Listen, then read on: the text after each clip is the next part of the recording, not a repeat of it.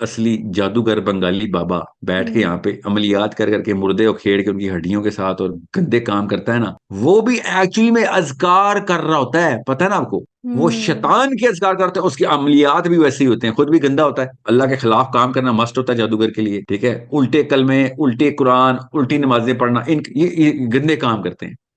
अचानक जैसे कहते साहब कहते जैसे ही मैंने खंजर निकाला है ना, अचानक बिस्तर से उठ गया और शैतानी कलमे पढ़ने शुरू कर दी। तो हाँ हाँ, लिटरली मैं आपको इसकी आयत सुनाते हैं। इसकी सूरत है अल इजनास मल इजनास वमा अदरा का मल इजनास। अकल और सर के बीच में ना कंबल आ गया इसका। वो कंबल क्या है? वो कंबल है जो वो बड़े बूढ़े जो कह गए बस वही सही है।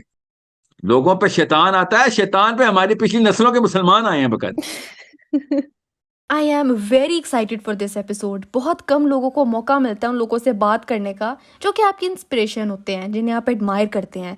आई थिंक मैं बहुत लकी हूँ कि अपॉर्चुनिटी मुझे मिली है और साहिल अदीम साहब के साथ बात करने का मौका मिला है। ये पॉडकास्ट आई होप तुम्हारे लिए भी उतना ही फायदेमंद हो जितना मेरे लिए था। तो हम देर नहीं करते और चलते हैं पॉडकास्ट की तरफ। पहला सवाल मेरा ये है कि वजीफे क्या हैं? लोगों की जो ख्वाहिशें होती हैं उन्हें पूरा करने के लिए वजीफे, वो वाले वजीफे जो सुन्नत से साबित भी नहीं है, जैसे 1.25 दफा दुरूद शरीफ पढ़ने का, कि 1.25 दफा पढ़ लो और काम पूरा हो जाएगा।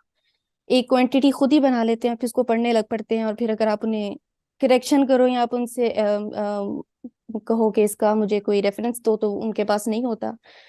तो इसके बारे में कुछ बताएं कि मतलब दुरूद शरीफ को या फिर आयात को काम पूरा करने का टूल बना लिया हुआ है हम लोगों ने।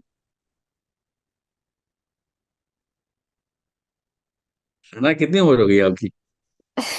मैं 28। हम्म। पाकिस्तानी यूथ अगर वजीफे को उस तरीके से देख रहे हैं जैसे हमारी नानियों ने देखे थे ना, फिर तो मसला है। जिक्र जो है ना, जिक्र अफजल अफजल जिक्र, अफजल जिक्र ला इलाहा इल्लल्लाह हदीस है। व अफजल दुआ अल्हम्दुलिल्लाह, ये हदीस है, ठीक है। हम्म। अब पीछे कोई वजीफा रह नहीं गया। अब बताएं कि वजीफा हथियार के तौर पे इस्तेमाल होता है ना दुनिया में, पता ना आपको इस बात का? व- क्या मतलब? मतलब मैं ये बोल रही हूँ कि अपनी दुआएं पूरी करवाने के लिए जो हम एज अ टूल यूज कर रहे होते हैं, मैं ये कह रही हूँ। हाँ हथियार ना, ठीक है। जो भी जी। है, किसी किसी मामले को खत्म करना हो या अपनी चाहत का कोई मामला बनाना हो, हम्म। कोई ख्वाहिश पूरी करानी हो, दुआ पूरी करानी हो, तो वो वाला वजीफा जो है ना, वो उसकी इतनी कोई मीक बोलते हैं अंग्रेजी में, मीक किस्म की कुछ एग्जांपल्स हैं साहबा से। वरना हम्म। जिक्र का काम ये नहीं था इस्लाम में। इस्लाम में जिक्र का काम कुछ और है, बस ये याद रखिएगा। बस cleansing the soul, cleansing your system, ये है असल में जिक्र का काम। अल्लाह ताला तक पहुंचने के रास्ते में ना काफी कसाफतें आ जाती हैं हमारे मामलात में, हम्म। और ऐसी आ जाती हैं कि मैं आपको क्या तफसील बताऊं उसकी। ये सवाल जो है ना, ये एक सेपरेट सेशन मांगता है, क्योंकि इसके पीछे फिर वो साइंस में आपको खोल दूंगा कि जिसमें आपको ये पता चल जाएगा कि जिक्र कर क्या रहा होता है। इसकी साइंस है पूरी।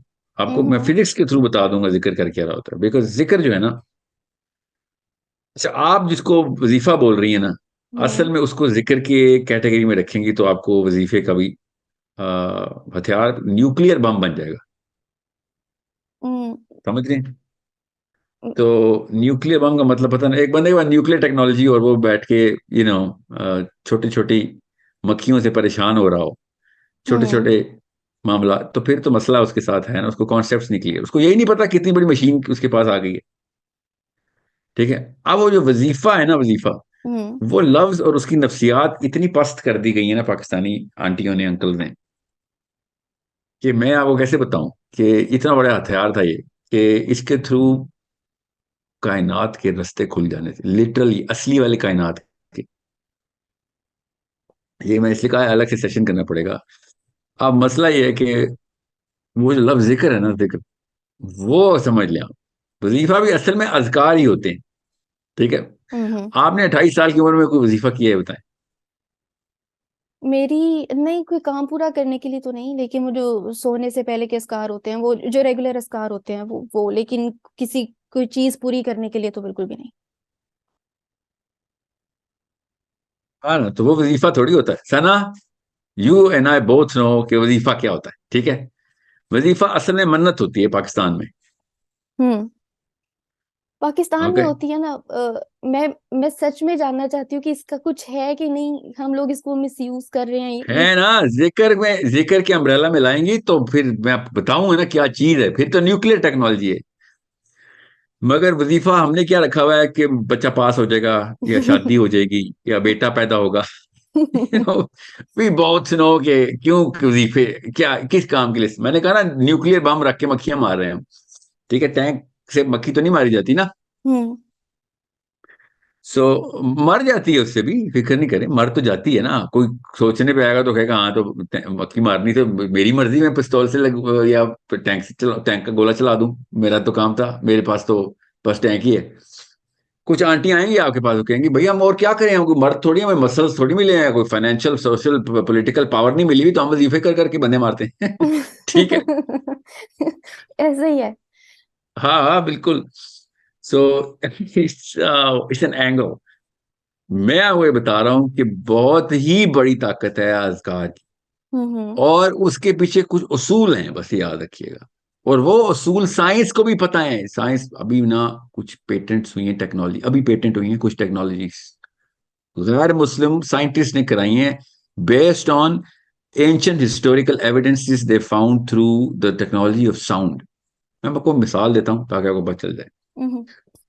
ये सेशन आपने वीडियो रिलीज करनी है दुनिया के सामने।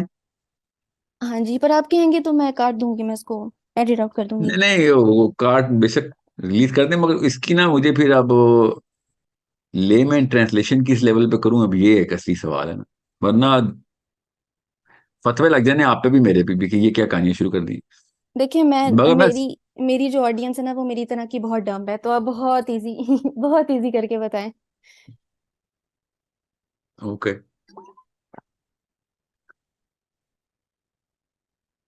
मैं इजीएस्ट तरीका बताता हूँ। जो कुरान है ना, कुरान, हम्म। ये असल में इसके अंदर इतने खजाने हैं, इतने खजाने हैं कि मुझ जैसा आम आदमी कभी भी नहीं बयान ही नहीं कर सकता कि कितने खजाने। एक खजाने की किस्म पकड़ लें तो मैं ये भी नहीं बयान कर सकता कि इस खजाने के कितने अंबार हैं। ठीक है। हम्म। ये बात, ये असूल पैसे, बस ये आपके जहन में बिठा लें कि मैं जो कुछ ही बोलूंगा इससे लाप मतनाही तौर पे ज्यादा उलूम कुरान पाक में है।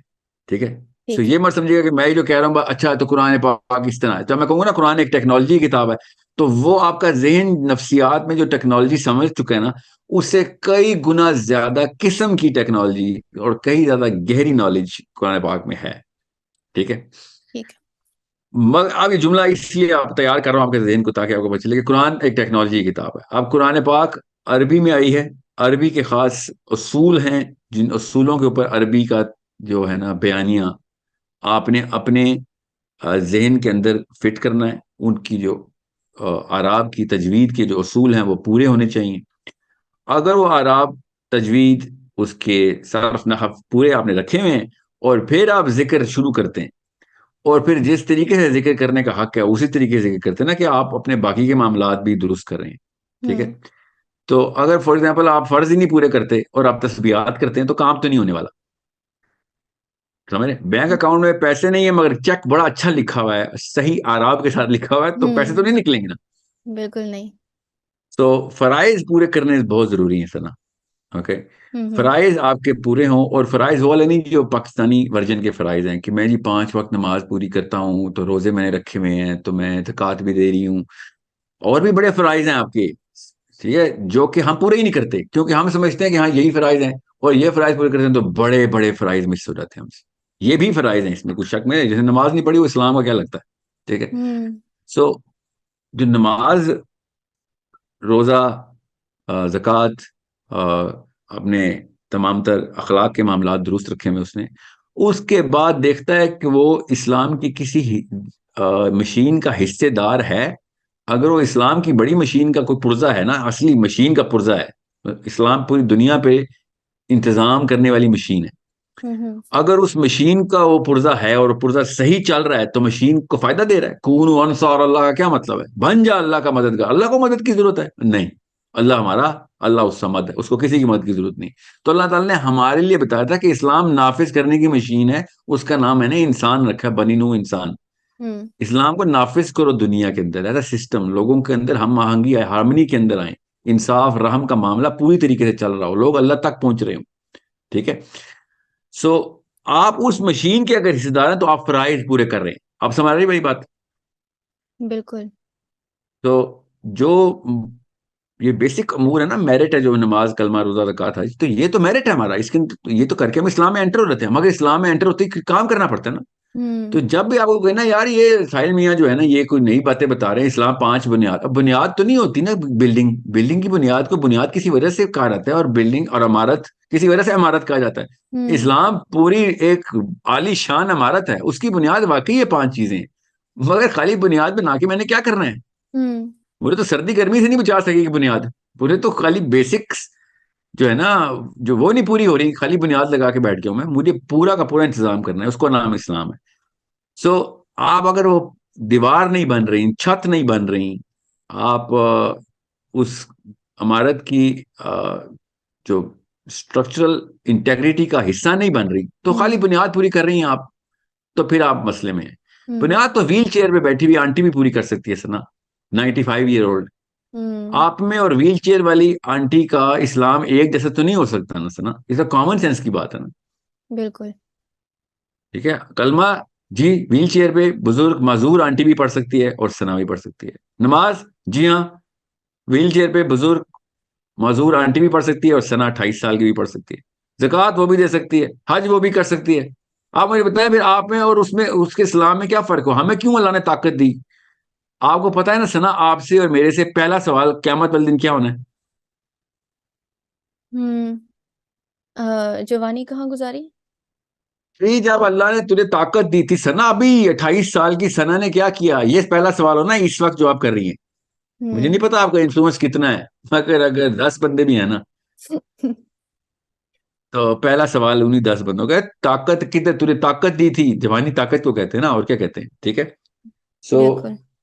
किधर किधर सर्व कर दी तुमने ताकत?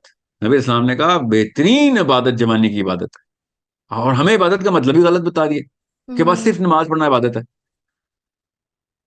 ठीक है। इबादत उस इमारत को बनाना है, इस्लाम की इमारत को बनाना है जिसमें पूरी दुनिया आके रहेगी। वो पूरा का पूरा हॉस्टल सिस्टम, समझ हम्म। रहे? हम्म। जिसमें एजुकेशन की लाइब्रेरीज भी हैं और रहने के इंतजाम, ये पूरी इमारत है, ये पूरा का पूरा सिस्टम है। सो ये आप उन फराइज को समझ जाएंगे ना जब आप, कि आप इमारत की दीवार हैं या छत हैं या खाने के अमूर हैं या पीने के अमूर हैं, पढ़ने के अमूर हैं, कहीं ना कुछ तो हिस्सा है ना, इस्लाम का हिस्सा बन रही हैं आप। ठीक है। हम्म।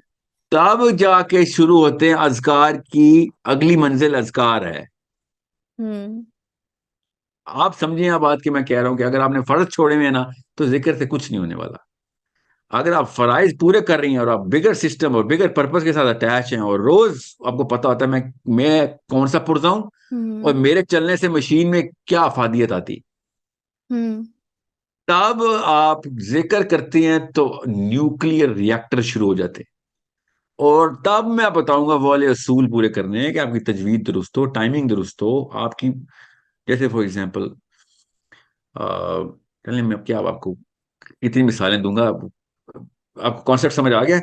अब हम्म। जब सहाबा अज़कार करते थे ना, तो वो मिशनरीज थे, वो इस्लाम के, वो एक एक सहाबी इस्लाम था, एक एक सहाबी इस्लाम था।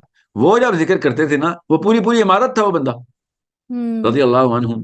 वो जब जिक्र करते थे तो वो दुनिया हिल जाती थी, लिटरली दुनिया हिल जाती थी, लाइक पॉलिटिकल सिस्टम हिल जाते थे। हम्म। ताकतें खत्म होती थी उनकी, ताकतें खत्म होती थी उनके अंदर, म्यूटनी शुरू हो जाती थी। ताकतें खत्म होने का ही मतलब है, यहाँ पे जिक्र होता था तो अल्लाह का जिक्र। हम्म। ठीक है। तो ये समझ लें कि जितना एक आम सा 2 नंबर मगर असली जादूगर बंगाली बाबा बैठ के हम्म। यहाँ पे अमलियात कर करके मुर्दे और खेड़ के उनकी हड्डियों के साथ और गंदे काम करता है ना, ठीक है, वो भी एक्चुअली में अजकार कर रहा होता है, पता है ना आपको? वो हम्म। शैतान के अज़कार करते हैं, उसके अमलियात भी वैसे ही होते हैं, खुद भी गंदा होता है। हम्म। ठीक है, अल्लाह के खिलाफ काम करना मस्ट होता है जादूगर के लिए। ठीक है, उल्टे कलमे, उल्टे कुरान, उल्टी नमाजें पढ़ना, ये गंदे काम करते हैं। मैं हम्म। आपको क्या तफसील बताऊं, जरा गूगल कीजिएगा। मैंने तो काफी सारे जादूगरों के इंटरव्यू लिए हैं कि आपकी टेक्निक्स क्या है भाई। तो पता चला टेक्नोलॉजी वही इस्तेमाल हो रही है, टेक्नोलॉजी वही इस्तेमाल हो रही है। हम्म। मगर एटम बम है, न्यूक्लियर रिएक्टर है, उससे एटम बम बनाएं या न्यूक्लियर एनर्जी प्रोड्यूस कर लें। ठीक है। हम्म। सो आप वो भी सना साउंड को ही इस्तेमाल करते हैं। अब हम्म। आई फिजिक्स, हम्म। फिजिक्स समझ आ रही है। वो साउंड जो है ना वो वेव क्रिएट करती है, हम भी सब की सब वेव्स हैं, क्योंकि हर एटम के अंदर न्यूक्लियस, न्यूक्लियस के अंदर इलेक्ट्रॉन, इलेक्ट्रॉन असल में वेव है। ये सब साउंड के थ्रू अपनी शेप और अपने फंक्शंस को मॉड्यूलेट करते हैं। हम्म। समझ रहे हैं? तो हम्म। जिक्र जो है ना वो साउंड है, साउंड की टेक्नोलॉजी को इस्तेमाल करती है, और फरिश्तों का पूरा सिस्टम एक्टिवेट हो जाता है जिक्र से। हम्म। ठीक है। हम्म। और जादूगर भी, ये 2 नंबर पार्टी भी, ये शैतान के सिस्टम को, शयातीन को ट्रिगर करते हैं साउंड से। ये भी इनके भी मंत्र होते हैं। वो खुद, वो इब्लीस हम- खुद आके बताता होगा। ना सिर्फ बताता है बल्कि काम भी करने के लिए नाफिज करता है शयातीन। अल्लाह ताला ने यही तो कहा है कि एक ये हैं शयातीन। अल्लाह ने हम्म। एक शैतान बनाया, हम सबको पता है, हम्म। इबलीस। तो हम्म। अल्लाह शयातीन क्यों बोल रहे हैं? सूरह बकरा स्टार्ट ही हो रही है शयातीन शयातीन। ये कौन हम्म। है? ये पूरा सिस्टम है। हम्म। ठीक है। और अल्लाह ताला का भी एक सिस्टम है जिसमें अल्लाह के वली, अल्लाह ताला के वो वाले आ, बंदे जो कि अल्लाह के सिस्टम का हिस्सा बनना चाहते हैं, जैसे सहाबा कराम थे। ठीक है। हम्म। वो जब अपना पूरा काम पूरा कर रहे होते हैं ना, तो उनके थ्रू ये टेक्नोलॉजी एक्टिवेट की जा सकती, उस काम करने, फराइज पूरे करने के थ्रू। और इनके भी गंदे कामों के थ्रू वो वाली टेक्नोलॉजी। ये एक झूठा नबी आया था। झूठा नबी का मतलब है असल में, मतलब फिर साहबी ने जाके कत्ल किया उसको। हम्म। साहबी कहते हैं कि जब मैं उसके कत्ल करने गया तो वो अकेला सोया हुआ था अपने बेडरूम में। जब मैं गया हूं तो रात, डेड एट नाइट गए थे, असैसिनेशन मिशन था। हम्म। और किसी को कहते हैं, साहबी कहते हैं, मैं इतने खामोशी से गया था कि मुझे खुद भी अपनी आवाज नहीं आ रही थी पैरों की, और बिल्कुल। और ये रात को 2-3 बजे का टाइम होगा उस वक्त, इतने बिल्कुल आखिरी पैर, थर्ड पैर, तीसरे पैर में कहते हैं मैंने एंट्री की है।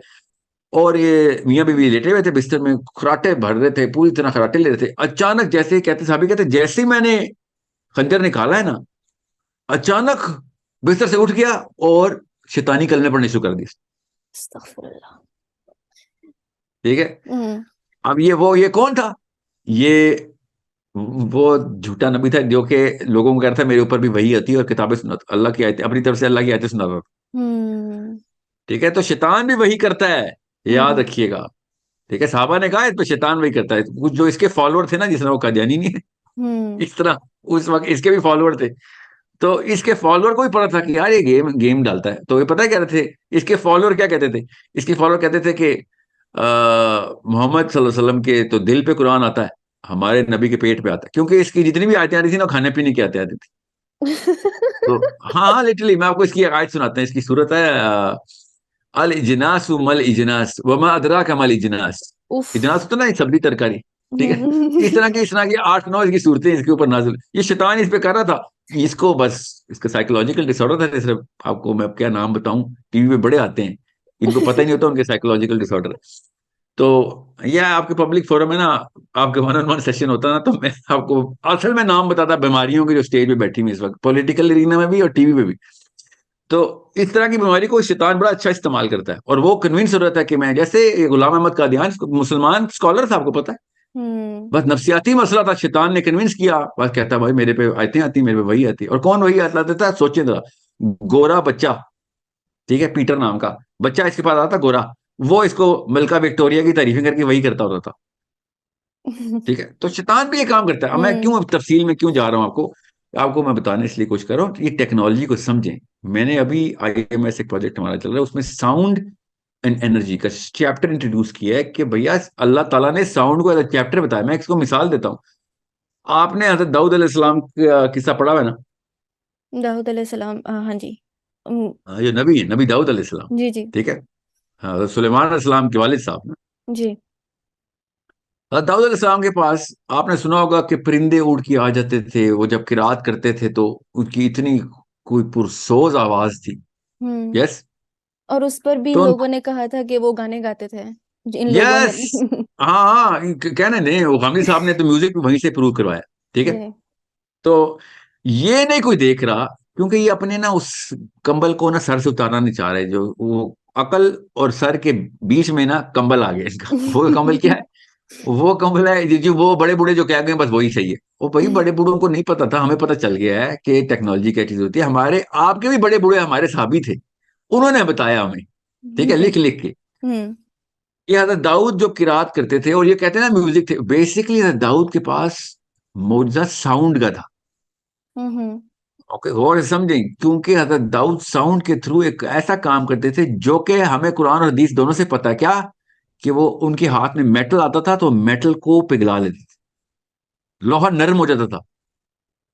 साउंड से। ओके, साउंड, क्योंकि उनके पास तो साउंड का वो था। अब हम्म। साउंड से नहीं, ये नहीं लिखा हुआ साउंड से, मगर हम्म। ये दोनों चीजें अलग अलग जगह लिखी हुई हैं। हमें पता है साउंड की, उनके पास साउंड को पूरी तरीके से काबू कर चुके हैं, वो हर हम्म। चीज समझते हैं साउंड की। और मेटल को वो उठा रहे हैं। और फर्स्ट टेम्पल उन्होंने बनाया, ये भी पता है हम्म। हमें। हम्म। और जो फर्स्ट टेम्पल उनके बेटे ने जब सेकंड टेम्पल बनाना था, या थर्ड, या सेकंड टेम्पल के भाई हमने रिकंस्ट्रक्ट करना है, तो हजरत सुलेमान ने कहा कि साउंड नहीं, आप जो जो बंदा साउंड लेस, ईंट पे ईंट रखने की आवाज नहीं आएगी, ठेका दे रहा हूं, जो भी कंपनी ये वाली कंडीशन पूरी कर सकती है उसको मैं बताऊंगा, आओ आके टेम्पल बना लो। हम्म। सोचें, हजरत सुलेमान साउंड की ऊपर अपने वालिद साहब से ट्रेन हुए हैं अलैहिस्सलाम से। हम्म। उनको तो पता है कि भैया there is something which is already in balance now, we can not create that sort of a sound which is going to create some wave which is going to disrupt the already set up equation by Dawud alayhi salam. Okay, hmm. so वही हुआ, फिर उलमा ने यही कहा कि वो फिर दजाल ही आया था, उसने वो बनाई बाकायदा साउंडलेस कंस्ट्रक्शन की है सेकंड टेम्पल की, और वो उसमें गया और फिर वो गायब हो गया। अब मैं कहाँ से बात चली थी कहाँ निकल गई सना, आपको पता है असल में कहानी जिक्र की है। हम्म। जिक्र असल में साउंड की टेक्नोलॉजी को यूज करता है। और साउंड जो है वो अल्लाह ताला का गिफ्ट है, अल्लाह ताला ने उसके थ्रू इतने काम कराए हैं। अब खुदाई करके साइंसदान पहुंचे हैं कि भाई जितने भी मेजर सिविलाइजेशंस पहले गुजरी हैं ना, उनके पास ये टेक्नोलॉजी थी।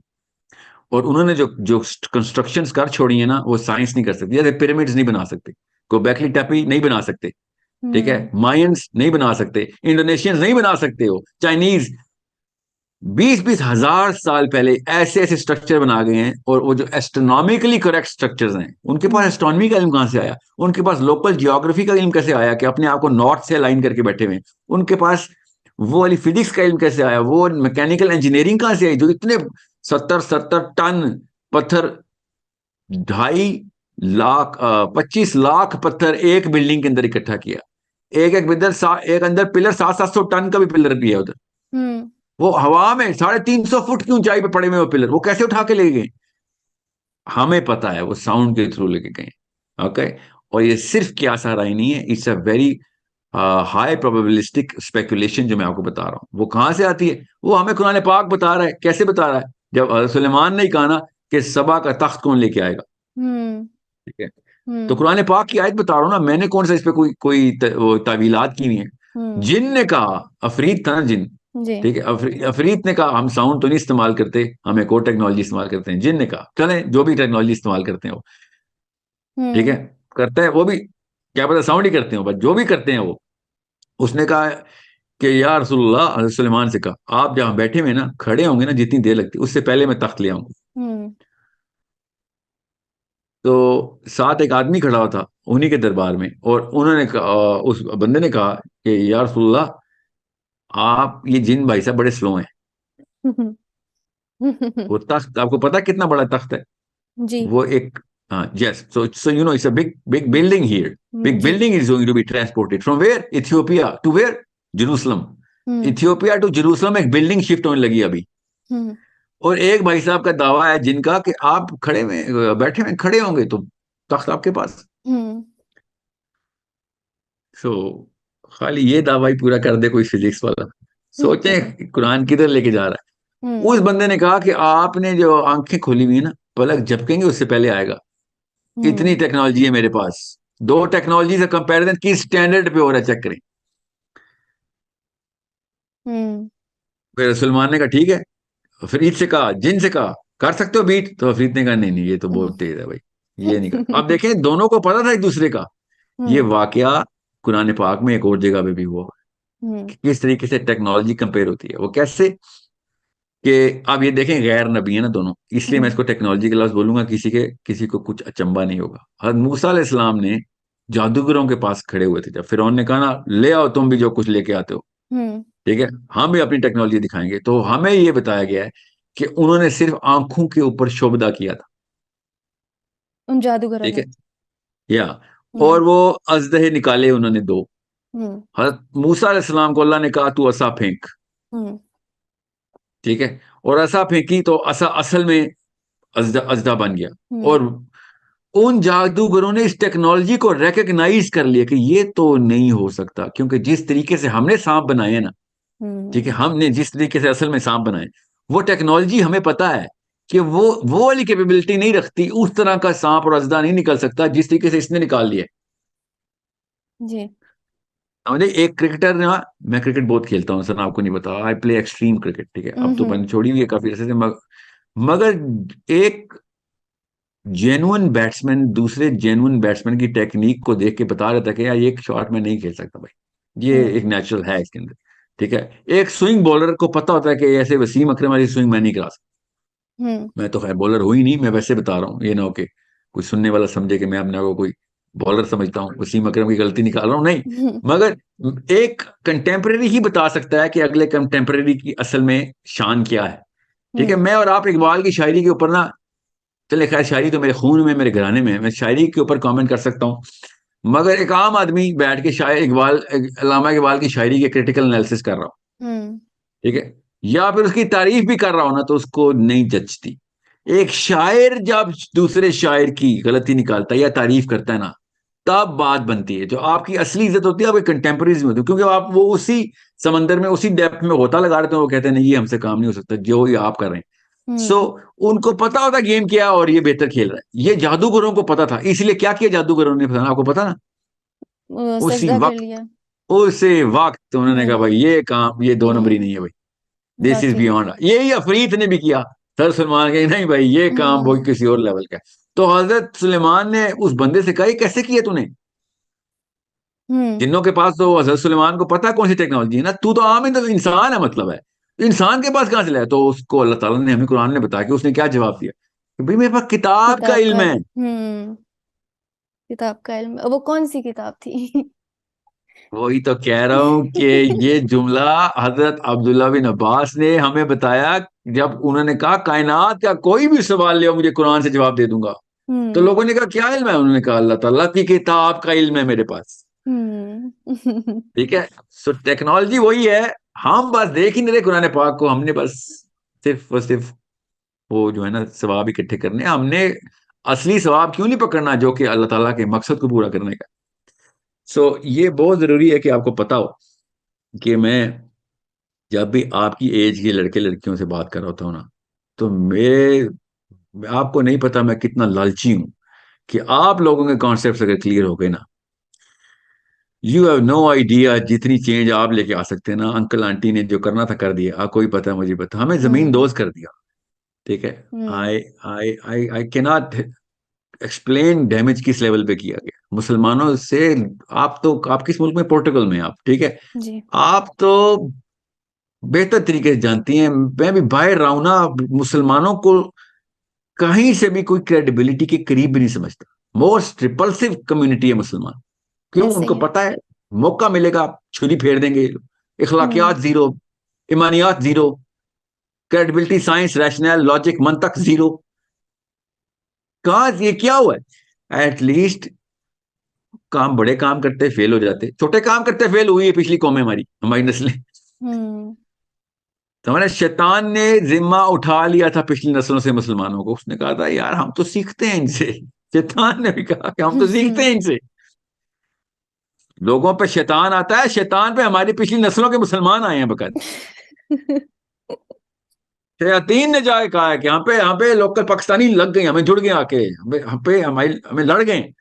शैतान भी कहता है भाई ये वाली बला नहीं है, इतना भी नहीं अब मेरे अल्लाह ताला से कोई मिसाइल पे अब पाकिस्तानी मुसलमान आ जाए। इस लेवल के मसाइल है हमारे। उन नस्लों ने क्या कुरान पाक रिप्रेजेंट करना था। मैं तो बहुत खुश हूं कि ज्यादातर पिछली नस्लें कुरान से इसलिए दूर थी, तो ये फायदा हुआ गोरे को ये नहीं पता चला कि ये कुरान पाक के मानने वाले हैं। ठीक है। वरना अगर हम ये कुरान कुरान कर रहे थे तो लोगों को पूरी तरह गारंटी कर देते कि कुरान की तरफ कोई नहीं आएगा।